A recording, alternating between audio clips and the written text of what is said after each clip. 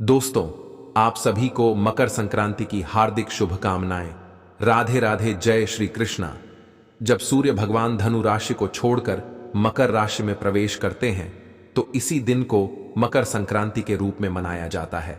संपूर्ण भारत में मकर संक्रांति को बहुत ही हर्ष और उल्लास के साथ साथ मनाया जाता है।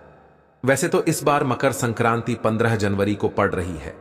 हिंदू कैलेंडर के हिसाब से कई लोग कह रहे हैं कि कहोद तारीख को पड़ रही है, परंतु आपको बता दें कि कई बार मकर संक्रांति 12 और 13 को भी पड़ी है।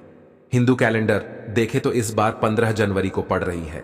इसी के साथ आपको बता दें कि मकर संक्रांति हमारे लिए बहुत ही महत्वपूर्ण है, क्योंकि मकर संक्रांति के दिन कुछ ऐसे उपाय होते हैं, अगर उनको कर लिया जाए तो हमारे जीवन की जन्म जन्मांतर की गरीबी खत्म हो जाती है। दोस्तों, ध्यान दीजिएगा, मकर संक्रांति के दिन माता लक्ष्मी की पूजा होती है, भगवान विष्णु की पूजा होती है, सूर्य भगवान की पूजा होती है और भगवान शनिदेव की पूजा होती है।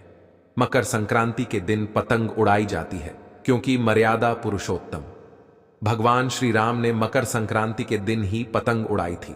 उसके बाद से ही यह त्योहार मनाया जाता है और पूरे देश में इस त्योहार को मनाया जाता है। हिंदू धर्म की मान्यताओं के हिसाब से भगवान विष्णु ने संपूर्ण असुरों का संहार कर दिया था। पूर्ण असुरों का अंत करके उनके सिर को मंदार पर्वत में दबा दिया था और युद्ध की समाप्ति की घोषणा की थी। दूसरी कहानी बताई गई है, वह है पवित्र गंगा नदी को लेकर, कि जैसा कि आपको पता ही है कि गंगा को मां की संज्ञा दी गई है। माना जाता है कि मकर संक्रांति के दिन ही गंगा मैया धरती पर अवतरित हुई थी। कुल मिलाकर समझ लीजिए कि मकर संक्रांति का दिन बहुत ही पवित्र दिन है, बहुत ही शुभ कार्य दिन है और बहुत ही कल्याणकारी दिन माना जाता है। इसलिए दोस्तों, आपको हिंदू पुराणों के बारे में एक एक जानकारी अवश्य होनी चाहिए। बहुत ध्यान दीजिएगा, मकर संक्रांति के दिन एक ऐसा दिन होता है जिस दिन भगवान विष्णु की माता लक्ष्मी की पूजा आराधना की जाती है। क्योंकि मकर संक्रांति का दिन एक ऐसा दिन होता है जिस दिन अगर आप सही समय पर पूजा पाठ उपाय कर लेते हैं तो आप एक साथ सूर्य भगवान, शनिदेव, माता लक्ष्मी, भगवान विष्णु को प्रसन्न कर सकते हैं। इससे आपके जीवन की जन्म जन्मांतर की गरीबी हमेशा हमेशा के लिए चली जाएगी। आपके जीवन से कष्ट हमेशा के लिए चला जाएगा, दुख हमेशा के लिए खत्म हो जाएगा, आपका दुर्भाग्य भाग्य में बदल जाएगा।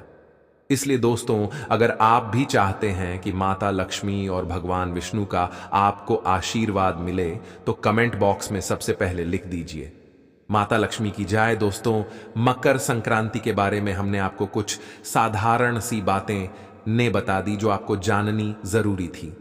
अब जो आपको हम जानकारी देने जा रहे हैं वह ऐसी जानकारी है जो आपके जीवन को बदल करके रख दें कि अब मान लीजिए आपके पास पैसा आता है, परंतु पैसा एकता नहीं है। दूसरी तरफ आप थक चुके हैं मेहनत कर करके, परंतु आपको उसका फल नहीं मिल पा रहा है। आप प्रतिदिन मेहनत करते हैं परंतु आपका काम होते होते रह जाता है, तो आप यह मान के चलिए आपके पीछे दुर्भाग्य पड़ा हुआ है। एक बात और जान लीजिए दोस्तों, संपूर्ण दुनिया ज्योतिष शास्त्र पर टिकी हुई है, जिसकी वजह है जब आपके ग्रहों की चाल आपके लिए अच्छी होगी तब आपके जीवन में सब कुछ अच्छा होगा। जब आपके ग्रहों की चाल आपके खिलाफ खड़ी होगी तब आपके साथ सब कुछ बुरा होगा। साथ ही साथ शनिदेव की दृष्टि अगर आपके लिए अच्छी है तो मान के चलिए आपका राहु केतु भी अच्छा हो जाएगा, आपके राहुल की चाल भी आपके लिए अच्छी हो जाएगी। माता लक्ष्मी का अगर आपको को आशीर्वाद मिल गया तो आपके घर में धन आना चालू हो जाएगा। अगर भगवान विष्णु का आशीर्वाद मिल गया तब तो मान लीजिए आपके जीवन में कष्ट आ ही नहीं सकता। इसलिए दोस्तों, आपको जो हम क्रिया बताने जा रहे हैं वह आपको बताई जाएगी 15 जनवरी के हिसाब से, क्योंकि हिंदू पुराणों और ग्रंथों के हिसाब से देखें तो 15 को पढ़ने वाली मकर संक्रांति बहुत ही शुभ और कल्याणकारी है। इस दिन की गई साधना आपके जीवन की गरीबी, परेशानी, कष्ट को खत्म कर सकती है।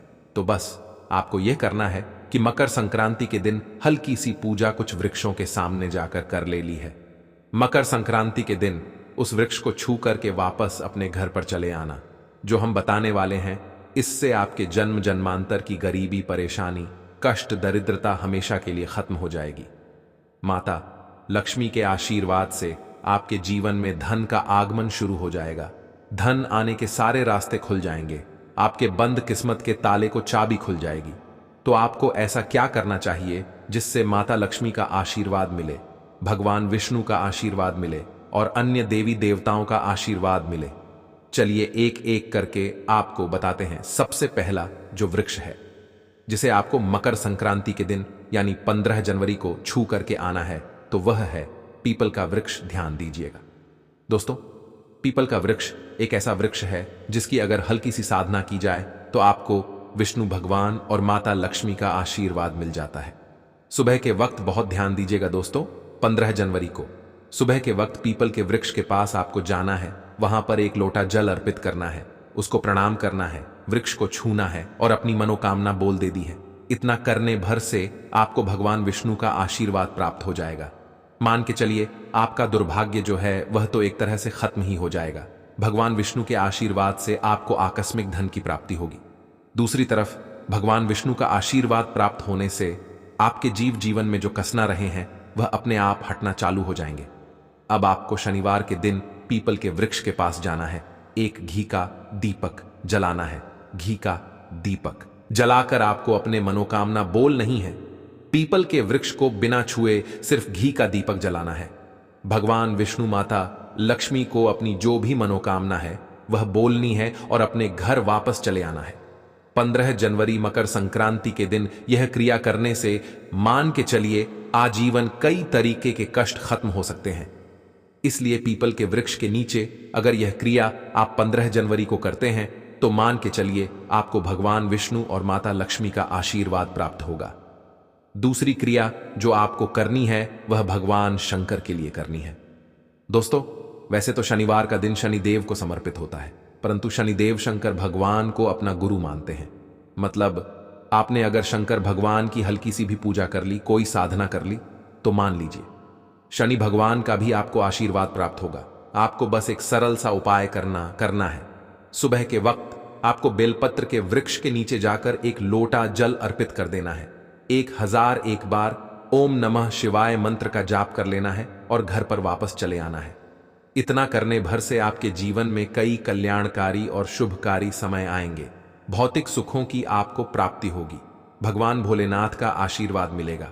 अगर आप चाहते हैं कि भगवान भोलेनाथ का आशीर्वाद मिले तो तुरंत ही कमेंट बॉक्स में लिख दें हर हर महादेव। तीसरा वृक्ष जिसको आपको छूना है और वहां पर परिक्रमा कर है वह है अशोक का वृक्ष।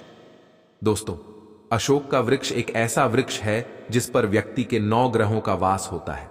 एक बार सुन लीजिए, अशोक वृक्ष पर मान के चलिए ब्रह्मांड की सर्वशक्तिशाली शक्तियां वास करने आती है, जिसका मतलब यह है कि अशोक के वृक्ष को आपको शनिवार के दिन जाकर के छूना है। इसकी 7 बार परिक्रमा करनी है। हो सके तो 1 लोटा जल भर लीजिए। अगर आपके अंदर क्षमता है तो लोटे में पूरा दूध भी के चले जाइए। दूध कच्चा होना चाहिए, उसमें हल्दी मिला लीजिएगा और वह दूध चढ़ाने के बाद ही, अर्पित करने के बाद ही अशोक के वृक्ष की 7 परिक्रमा लगानी है और वापस घर आ जाइएगा। इतना करने भर से मान के चलिए आपके नौकर आपका साथ देंगे। मान के चलिए आपके खिलाफ जो हो गए थे, आपके खिलाफ खड़े हो गए थे, वह आपका साथ 8 देना चालू कर देंगे।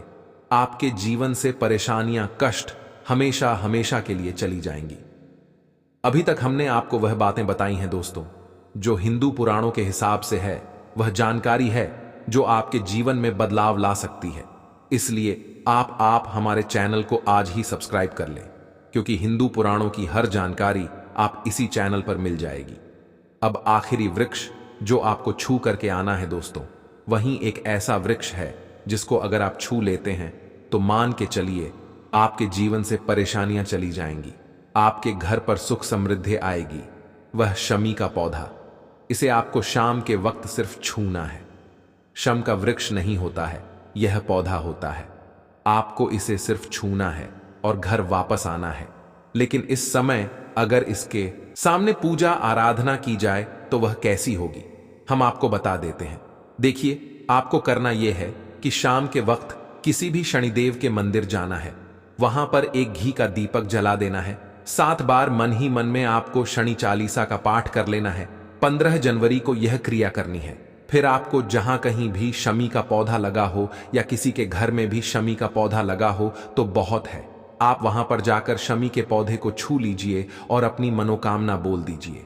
शमी का पौधा की एक ऐसा पौधा होता है जिस पर शनि महाराज का वास होता है। इस पौधे के गमले को अगर आप छू करके घर वापस आ जाते हैं तो मान के चलिए आपके राहु केतु आपका साथ देना चालू कर देंगे। आपके 9 ग्रह आपके साथ हो जाएंगे। आपका दुर्भाग्य भाग्य में बदल जाएगा। मान लीजिए आपके दुश्मन आपके पीछे खड़े थे, आपके दुश्मन आपको हानि पहुंचाना चाहते थे, वह आपका एक बाल भी बाका नहीं कर पाएंगे। दोस्तों, आज की जानकारी आपके जीवन को बदल करके रख सकती है। इसको नजरअंदाज मत कीजिएगा। बस इतना ध्यान दीजिएगा, अगर आप 14 जनवरी को यह उपाय करने जा रहे हैं, मान लीजिए सारे वृक्षों को छुआ रहे हैं, तो इसमें बस पीपल के वृक्ष को छू लेगा, क्योंकि माना जाता है कि कभी भी रविवार के दिन तुलसी के पौधे को और पीपल के वृक्ष को नहीं छूना चाहिए। बहुत अशुभ होता है, यह आपके जीवन में परेशानियां ला सकता है। इसलिए रविवार के दिन पीपल के वृक्ष को ना छुए। का बाकी वृक्षों को आप छू सकते हैं और पौधों को छू सकते हैं, लेकिन रविवार के दिन कभी भी पीपल के वृक्ष और तुलसी जी के पौधे को नहीं छूना चाहिए।